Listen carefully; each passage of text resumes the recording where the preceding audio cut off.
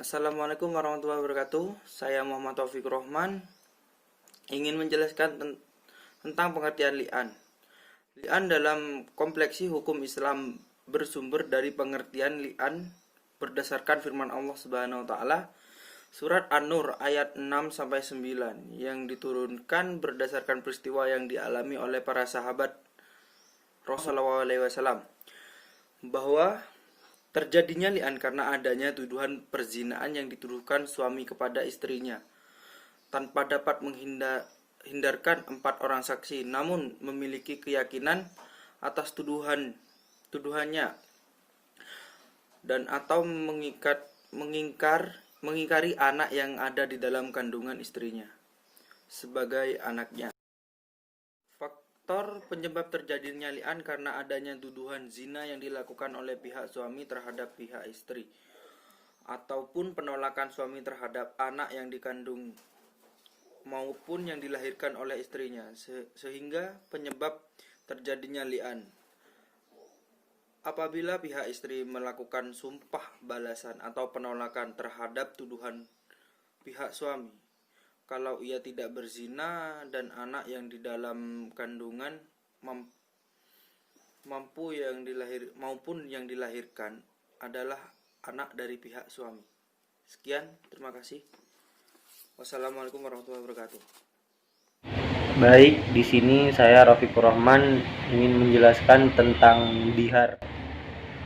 Dihar adalah perkara yang terjadi pada sebagian rumah tangga kaum muslimin, yaitu seseorang suami melakukan dihar kepada istrinya.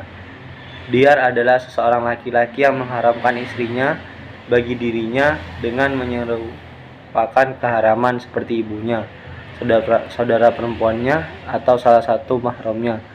Hukum tersebut pada masa jahiliyah menjadikan haram selamanya, lalu berpisahlah antara laki-laki dan istrinya. Peristiwa tersebut masih terjadi dalam Islam.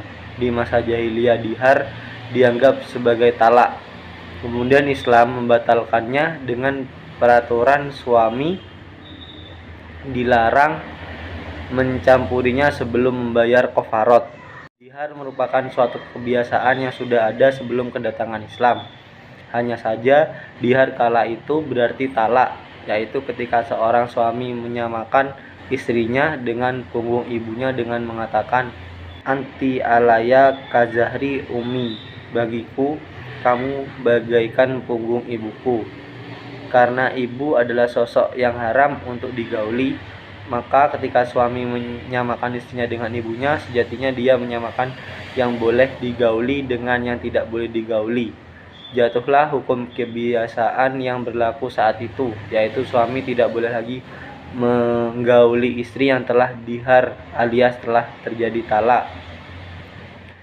Baik, saya di sini akan menjelaskan tentang ilah. Jadi ilah sendiri memiliki arti sumpah suami untuk tidak mencampuri istrinya dalam masa lebih dari 4 bulan atau tanpa menyebutkan jangka waktunya. Apabila seorang suami bersumpah dengan sumpah tersebut, hendaklah ditunggu sampai 4 bulan. Karena kembali kepada istrinya sebelum sampai 4 bulan, dia diwajibkan membayar denda atau kifarat. Akan tetapi kalau sampai 4 bulan dia tidak kembali dengan istrinya, hakim berhak menyuruh memilih di antara 2 perkara, yaitu yang pertama membayar kifarat atau sumpah itu, yang kedua yaitu menceraikan istrinya. Di sini hukum ilah yaitu menurut ulama itu hukumnya haram, dan menurut Hanafiyah hukumnya makruh yang mendekati keharaman. Syarat-syarat dan rukun ilah.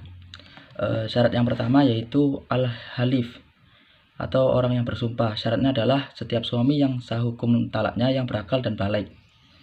Yang kedua ada al-mahluf bihi atau yang dijadikan sumpah, yaitu nama Allah Ta'ala dan sifat-sifatnya yang mulia.